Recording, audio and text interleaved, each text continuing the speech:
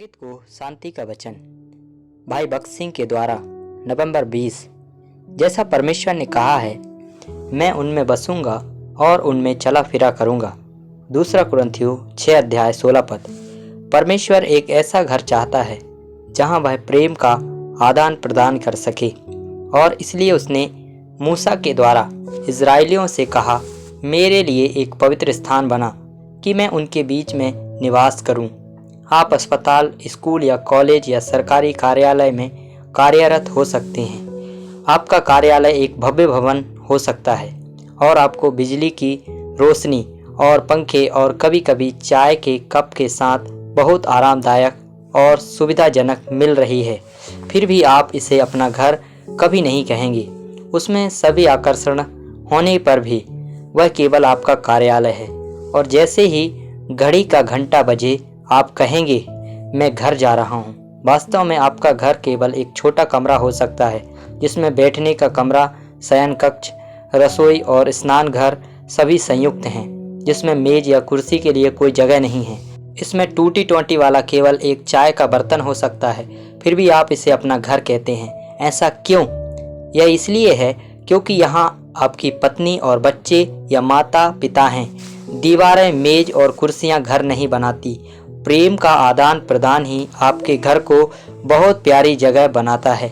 परमेश्वर प्रेम है और वह हमसे प्रेम करता है, और वह चाहता है कि हम भी उससे प्रेम करें। उस अर्थ में परमेश्वर चाहता है कि हम उसके लिए एक घर बनाएं, और वह कहता है, वे मेरे लिए एक पवित्र स्थान बनाएं कि मैं आकर उनके बीच रहूं। परेशानी यह है कि भले ही परमेश्वर हमसे प्रेम करता है, हम नहीं जानते कि हम कैसे उसका प्रेम प्राप्त करें और बदले में उससे प्रेम करें।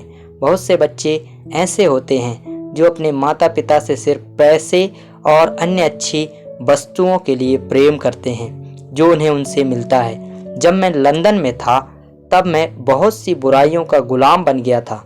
जब भी मुझे धन की आवश्यकता होती, मैं अपने पिता या माता को 5 पृष्ठों या उससे अधिक का एक लंबा पत्र लिखता और उन्हें सभी समाचार विस्तार से देता। अंत में मैं लिखूंगा, कृपया मुझे 500 रुपये भेजें। पैसे आने के बाद मेरे पास 2 महीने तक धन्यवाद पत्र के लिए भी समय नहीं होगा। जब तक कि सारा पैसा खर्च नहीं हो जाता। उसी तरह बहुत से लोग परमेश्वर को सिर्फ कुछ सांसारिक लाभ के लिए ही चाहते हैं। जब वे संकट, क्लेश या दुख में होंगे तो वे बहुत प्रार्थना करेंगे, लेकिन जब उन्हें कोई परेशानी नहीं होगी तो वे कभी प्रार्थना नहीं करेंगे। जब तक हम प्रार्थना नहीं करते, हम परमेश्वर के साथ एकता का आनंद नहीं ले पाएंगे और परमेश्वर हम पर अपना प्रेम नहीं उंडेल पाएंगे। और फिर परमेश्वर को एक ऐसे घर की आवश्यकता है जिसमें वह अपने लोगों के साथ सहभागिता कर सके। इस कारण परमेश्वर ने इजरायलियों से कहा, वे मेरे लिए एक पवित्र स्थान बनाएं कि मैं उनके बीच में निवास करूं।